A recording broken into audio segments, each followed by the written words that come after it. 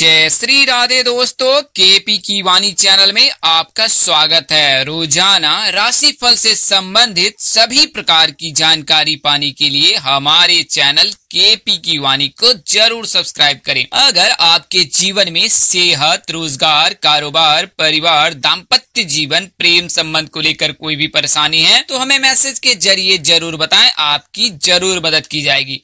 अगर आपको अपनी शादी के बारे में जानना है कि आपकी शादी कब होगी तो आप अपना जन्मदिन कमेंट बॉक्स में बताएं, हम आपको जल्द से जल्द पूरी जानकारी देंगे। इसके अलावा अगर आप लव मैरिज को लेकर भविष्यवाणी पाना चाहते हैं तो अपना और अपने जीवन साथी का यानी कि पार्टनर का जन्मदिन कमेंट बॉक्स में बताएं, हम आपको मूलांक के हिसाब से यह जानकारी देंगे कि आपकी लव मैरिज हो सकती है अथवा नहीं। दोस्तों, आपको बताना चाहूंगा कि जिन जातकों की कुंडली बनी हुई है वे केपी की वाणी से संपर्क कर अपनी कुंडली दिखाकर यह जानकारी प्राप्त कर सकते हैं कि आपकी शादी कब होगी। इसके अलावा उन जातकों को बताना चाहूंगा कि जो जातक अपनी शादी के संबंधित जानकारी पाना चाहते हैं वे अपनी कुंडली केपी की वाणी से बनवा सकते हैं। इसके लिए आप 8521835670 पर व्हाट्सएप मैसेज अथवा कॉल कर सकते हैं। नंबर एक बार और दोहरा देता हूँ, 8521835670। संचार के सभी माध्यमों से आप केपी की वाणी से संपर्क कर अपनी कुंडली बनवा सकते हैं। केपी की वाणी पर आपको कुंडली में आपकी शादी कब होगी, कहाँ होगी, कैसे होगी, किससे होगी, किस दिशा में होगी,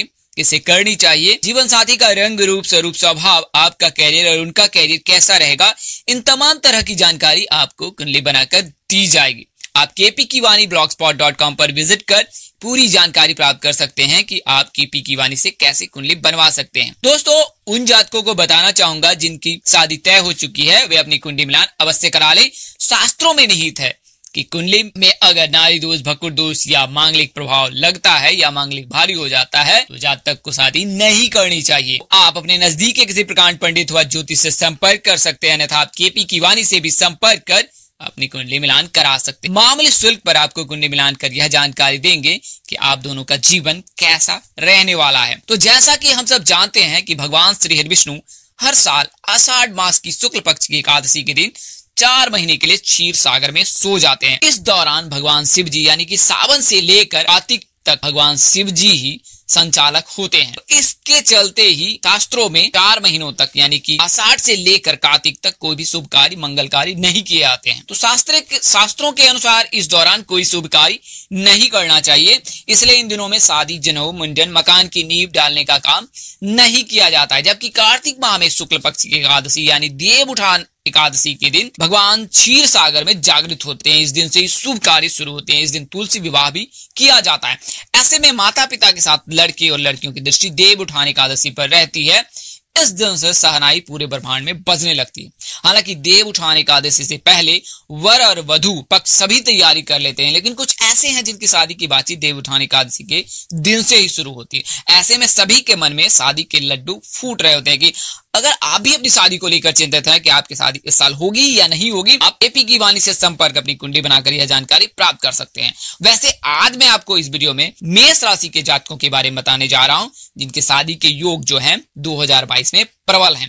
तो यह जानकारी आपको दिन अनुसार से, अंक ज्योतिष के अनुसार से, हस्तरेखा के अनुसार से और कुंडली के अनुसार से यानी चारों विधियों से बताई जा रही है। तो आइए बारी बारी से जानते हैं। इससे पहले यह जान लेते हैं कि विवाह में क्या क्या ध्यान रखना चाहिए। तो कन्या ग्रहण के विषय में मनु ने कहा है कि कन्या अधिक अंग वाली ना हो, वाचाल ना हो, पिंगली ना हो, वर्ण वाली, रोगनी नहीं होनी चाहिए। विवाह में स्त्रियों के लिए गुरुबल तथा पुरुषों के लिए रविबल देखा जाता है। कन्या एवं वर को चंद्रबल श्रेष्ठ अर्थात चौथा, 8वां, 12वां चंद्रमा बिल्कुल ही नहीं लेना चाहिए।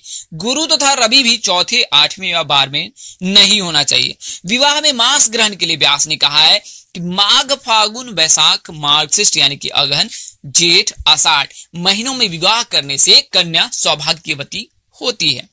रोहिणी, उत्तरा, रेवती, मूल, स्वाति, मृगशिरा, मघा, अनुराधा, हस्त ये सभी नक्षत्र विवाह के लिए शुभ माने जाते हैं, खासकर कन्याओं के लिए। तो विवाह में सौर मास ग्रहण करना चाहिए। जैसे ज्योतिष शास्त्र में कहा गया है, सौर मासु विवादो यज्ञादो सावना स्मता अब्दिके प्रत्यकार्ये च चांद्रो मासः प्रशस्यते।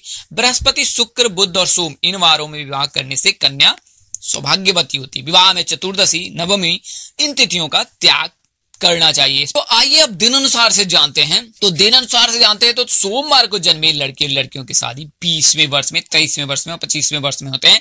तो अगर आपकी आयु 20 वर्ष के ऊपर है तो आपकी शादी के योग 2022 में प्रबल बन रहे हैं, जबकि महीना आपका फरवरी, मई और जुलाई हो सकता है। अगर आप मेष राशि के जातक हैं और आपका जन्म मंगलवार के दिन हुआ है तो मेष राशि के जातकों के जन्म में मंगलवार के दिन लड़के और लड़कियों की शादी 21वें वर्ष से, 24वें वर्ष से और 26वें वर्ष में होती है। यानी कि अगर आपकी आयु 21 वर्ष के ऊपर है और आपका जन्म मंगलवार के दिन हुआ है, मेष राशि के जातक है, तो शादी के युग 2022 में प्रबल है, जबकि शादी का महीना मार्च और जून हो सकता है। हालांकि 2022 में मार्च में कोई भी विवाह मुहूर्त नहीं है, तो अप्रैल और जून के मध्य हो सकता है।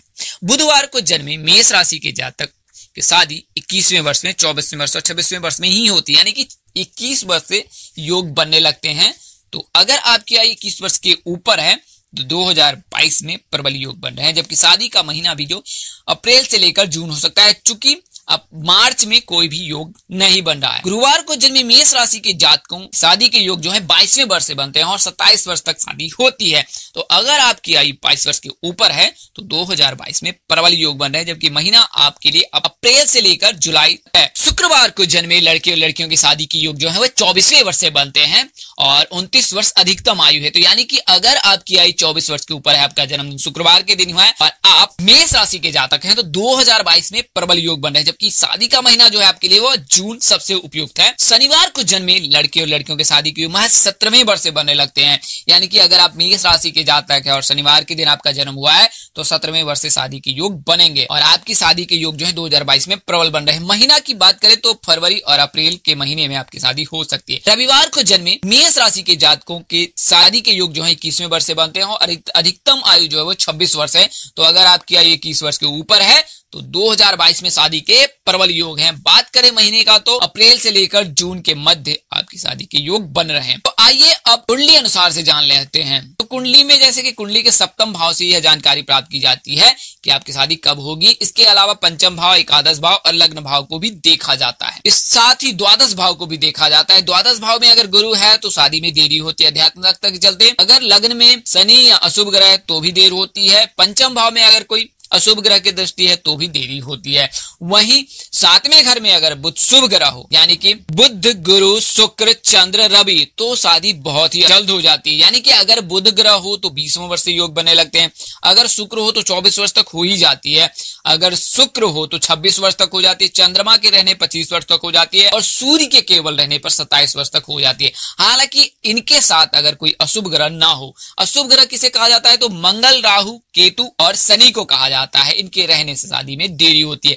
शनि और केतु के रहने पे 30 वर्ष तक शादी के योग बनते हैं। हालांकि अगर गुरु मजबूत कर ले लड़कियां और लड़के शुक्र को मजबूत कर ले तो शादी शीघ्र हो जाती है। तो राहु के रहने पर 27 के बाद, मंगल के रहने पर 28 के बाद और केतु और शनि के रहने पर 30 के बाद शादी के योग बनते हैं। अगर आप मांगलिक हो तो 28 वर्ष के बाद मांगलिक जातक से ही शादी करें तो यह आपके वैवाहिक जीवन के लिए सही रहेगा, क्योंकि मांगलिक दोष हट जाता है। आइए अब हस्त रेखा के अनुसार से आपको बताते हैं। तो ज्योतिष में हाथ देखकर और कुंडली देखकर शादी करना की जाती है। हाथ की रेखा से भी शादी के बारे में जानकारी मिल जाती है कि आपकी शादी कब होगी। हाथ में जीवन रेखा, मस्तिष्क यानी विद्या रेखा और हृदय रेखा एक साथ रहती हैं, जो हथेली पर बनी होती है यानी उभरी होती है, जबकि शादी की रेखा छोटी उंगली और बुध पर्वत के नीचे और हृदय रेखा के बीच होती है। हृदय रेखा अनुसार जिन लड़के, हस्त रेखा अनुसार जिन लड़के और लड़कियों के हाथ में विवाह रेखा हृदय रेखा से बेहद नजदीक हो, उसकी शादी 2022 में अवश्य होगी। यानी कि आप अपनी हथेली को देखना,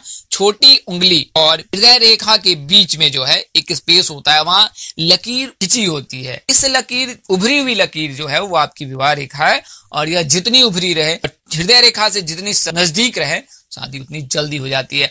अगर मध्य में है तो 25 के बाद और अगर मध्य से पहले है तो 20 से 25 के बीच में शादी हो ही जाती है। आइए अब आपको अंक ज्योतिष के हिसाब से बताते हैं। तो मेष राशि के जातकों के जो शादी के योग है जो 22वें वर्ष से बनते हैं और अधिकतम आयु 27 वर्ष है। यानी कि अगर आप मेष राशि के जातक हैं तो 22 वर्ष से लेकर 27 वर्ष के बीच में आपकी शादी के योग बनते हैं। इस दरमियान में आपकी सगाई और शादी अवश्य ही हो जाएगी। जबकि महीना जो है फरवरी, जून और नवंबर होता है।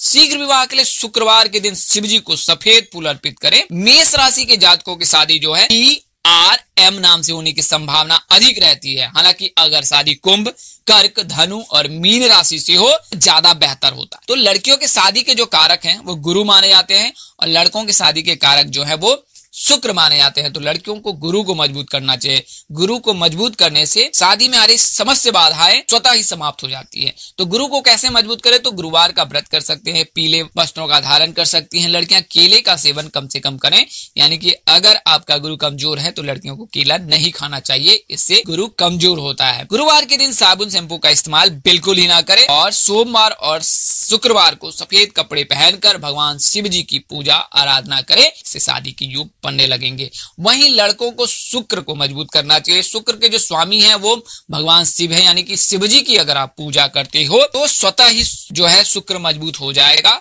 और समस्त बाधाएं दूर हो जाएगी। तो उसके लिए आप शुक्रवार का व्रत कर सकते हैं या सोमवार या शनिवार और शुक्रवार के दिन भगवान शिव जी की तन मन और आत्मधन से पूजा करें, विशेष पूजा करें। इस दिन सफेद फूल अर्पण करें और कच्चा दूध चढ़ाए। इससे जो है ना चंद्र मजबूत होता है। चंद्र के मजबूत रहने से आपको जो है मनचाहा जीवन साथी मिलने की जो इच्छाएं हैं वो पूरी हो जाती है। तो इस तरह आप शुक्र को मजबूत कर सकते हैं। दोस्तों, इस वीडियो में बताई गई जानकारी ज्योतिष, पंचांग, मान्यताओं और धर्म ग्रंथों से दी गई है।